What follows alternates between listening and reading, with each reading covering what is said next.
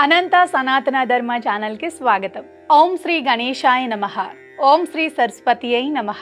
ఓం శ్రీ గురుభ్యో నమః. ఒక మంచి ప్రతిభావంతుడైన ముని ఉండేవాడు. సకల శాస్త్రాలు విద్యలు తెలిసినవాడు. ఆ ముని భార్య సాక్షాత్తు అన్నపూర్ణే. ఆమె శిష్యులను తన కన్న బిడ్డల్లా చూసుకునేది. ఆకలితో ఎవరు వచ్చినా లేదనకుండా వారి ఆకలను తీర్చేది. అలా ఒకనాడు ఆ ముని దంపతుల వద్దకు వసంతుడు అని ఒక అనాథ వచ్చి శిష్యుడిగా చేరాడు.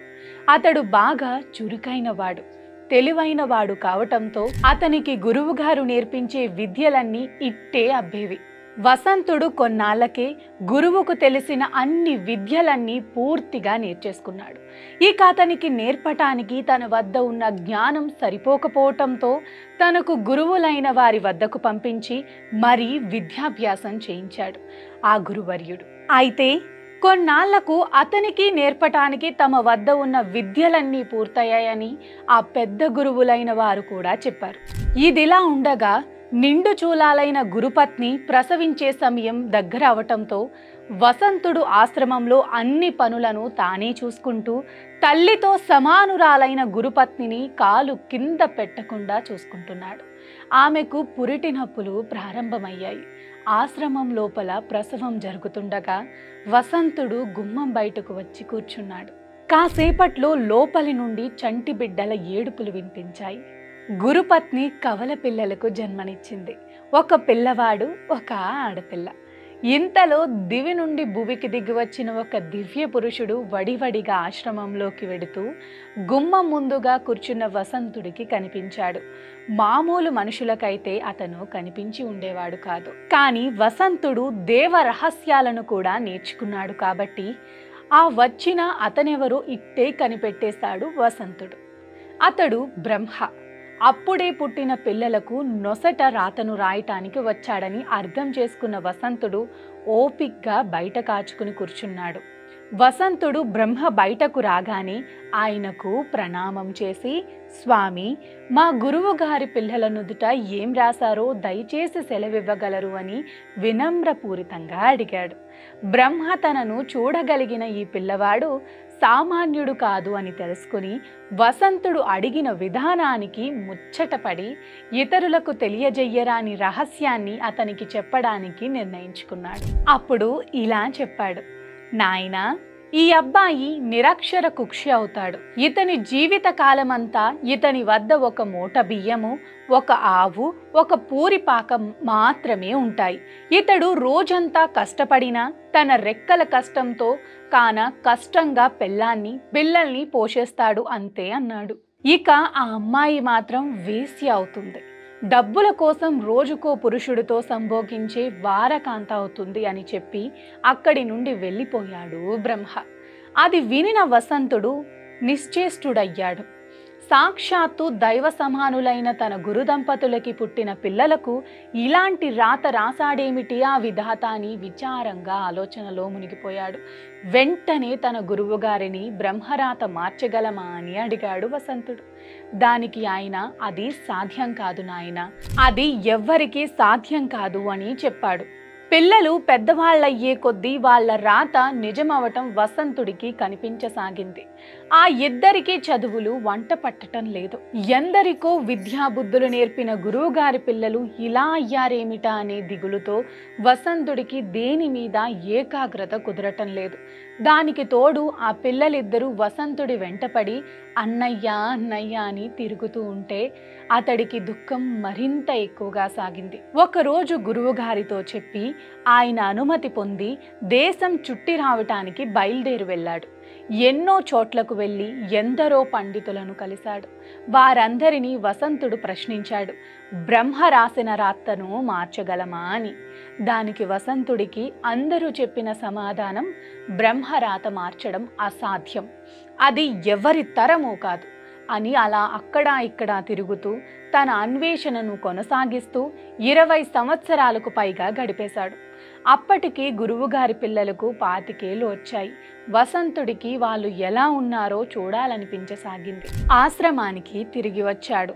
అప్పుడు అక్కడి పరిస్థితి గురువుగారి కుమారుడి పేరు శంకరుడు అని, ఆ ఊరిలోనే కూలి పని చేస్తున్నాడని, గురువుగారి కుమార్తె పేరు వసంతసేన అని, దగ్గరలోని ఒక పట్టణంలో వ్యభిచార వృత్తిలో ఉందని తెలుసుకున్నాడు.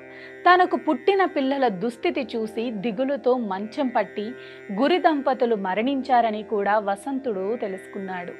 వసంతుడు బాగా ఆలోచించాడు. ముందు శంకరుడిని వెతుక్కుంటూ వెళ్ళాడు. వసంతుడిని చూడగానే అన్నయ్య అంటూ బావురుమన్నాడు శంకరుడు. చిన్న పూరిపాక, చిరిగిపోయిన దుస్తుల్లో భార్య, ఒక కొడుకు, ఇంట్లో ఎటు చూసినా విలయతాండవం చేస్తున్న కటిక దారిద్ర్యం. ఇది శంకరుడి దుస్థితి. తమ్ముడు, నువ్వు బాధపడకు, ఇప్పటి నుండి నేను చెప్పినట్టు చెయ్యి అన్నాడు వసంతుడు. దానికి శంకరుడు, సరే అన్నయ్య, ఇక నుండి నువ్వు ఎలా చెబితే అలానే చేస్తాను అన్నాడు శంకరుడు. ముందు ఆ ఆవుని తోలుకొని పట్టణానికి వెళదాం పద అన్నాడు వసంతుడు. ఏమీ మాట్లాడకుండా ఆవును తోలుకొని వసంతుడిని అనుసరించాడు శంకరుడు. ఇద్దరూ నేరుగా పట్టణంలోని సంత దగ్గరకు వెళ్ళారు. అక్కడ ఒక దళారి దగ్గరకు వెళ్ళి, ఈ ఆవుని ఎంత కొంటావు అని అడిగాడు వసంతుడు. తరువాత అతను చెప్పిన ధరకు అమ్మేశాడు వసంతుడు. శంకరుడికి ఏమీ అర్థం కాకపోయినా వసంతుడికి ఎదురు చెప్పలేదు. ఆవుని అమ్మగా వచ్చిన డబ్బుతో వంటకు అవసరమైన సరుకులను, శంకరుడి భార్యకు పిల్లలకు కొత్త బట్టలు కొన్నారు. తిరిగి గ్రామానికి బయలుదేరారు. ఇంటికి రాగానే ఆ సరుకులతో వంట చేయించాడు వసంతుడు. శంకరుడి భార్య పిల్లలు ఆవురావురమంటూ తిని ఆకలి తీర్చుకున్నారు. తరువాత వసంతుడు శంకరుడితో, తమ్ముడు, అన్నదానం చేద్దాం, ఆకలితో ఎవరు వచ్చినా లేదనకుండా వడ్డించు అని చెప్పాడు. శంకరుడు మారు మాట్లాడకుండా అలాగే చేశాడు. కానీ శంకరుడు ఆ రోజు రాత్రి వసంతుడితో, అన్నయ్య, ఇంతవరకు ఆ ఆవు ఉంది కదా అన్న ధైర్యం నాకుండేది. ఇప్పుడు ఆ ఒక్క ఆధారం కూడా పోయింది. దాన్ని అమ్మగా వచ్చిన ధనం కూడా అన్నదానానికి ఖర్చయిపోయింది. తెల్లవారితో ఎలా గడపాలో అని భయంగా ఉంది అని అన్నాడు. దానికి వసంతుడు, తమ్ముడు, నువ్వు ఏమీ ఆలోచించకుండా సుఖంగా నిద్రపో, ప్రొద్దున్నకంతా సర్దుకుంటాయని ధైర్యం చెప్పాడు. పొద్దున్నే లేచి తలుపు తెరిచి బయటకు వచ్చి చూసిన శంకరుడికి ఆశ్చర్యానికి అంతే లేకుండా పోయింది. శంకరుడి ఇంటి ముందు ఒక ఆవు నిలబడి ఉంది. శంకరుడి ఆస్తి ఎప్పుడూ ఒక్క ఆవే అని తను రాసిన రాత పొల్లు పోకుండా ఉండటానికి రాత్రికి రాత్రే బ్రహ్మయే స్వయంగా ఒక ఆవుని తీసుకొని వచ్చి అక్కడ కట్టేశాడు. ఆ రోజు కూడా ఆవుని తీసుకెళ్లి సంతలో అమ్మి వచ్చిన ఆ డబ్బుతో అన్నదానం చేయించాడు వసంతుడు. తమ్ముడు, ఇక ఇలాగే ప్రతిరోజు క్రమం తప్పకుండా చేస్తూ ఉండు అని చెప్పి వసంతుడు అక్కడి నుండి వసంతసేనను వెతుక్కుంటూ బయలుదేరాడు. అన్ని దానాల్లో కల్లా గొప్పదైన అన్నదానాన్ని క్రమం తప్పకుండా చేస్తున్నందున శంకరుడు తన జీవితంలో అనంతమైన పుణ్యాన్ని మూటకట్టుకున్నాడు. వసంతుడు వాళ్ళని వీళ్ళని అడుగుతూ వెళ్ళి వసంతసేనను కలుసుకున్నాడు.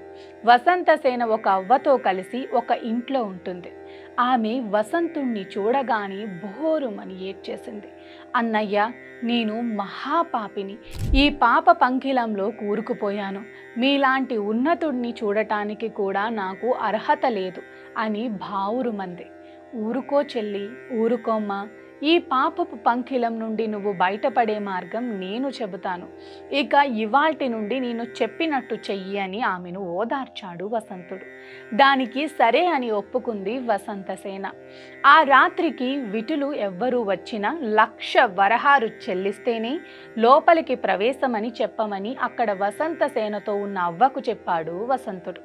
ఆమె ఆశ్చర్యపోతూ, అయ్యా, ఇది జరిగే వ్యవహారం కాదు అని ఏదో చెప్పబోయింది. వసంతుడు ఆమెను మధ్యలోనే వారించి, నేను చెప్పినట్టు చెయ్యి అన్నాడు ఆజ్ఞాపిస్తున్నట్టుగా. ఆ రోజు ఇద్దరు ముగ్గురు విటులు వచ్చి 1,00,000 వరహాలు అనగానే వెనుదిరిగి వెళ్ళిపోయారు. అది వాళ్ళు ఊహించలేని మొత్తం కాబట్టి. కానీ అర్ధరాత్రి సమీపిస్తూ ఉంది అనగా ఒక మహాపురుషుడు మాత్రం 1,00,000 వరహాలతో వచ్చి ఆ రాత్రి వసంతసేనతో గడిపి వెళ్ళాడు. ఆ మరుసటి రోజు రాత్రి కూడా అలాగే జరిగింది.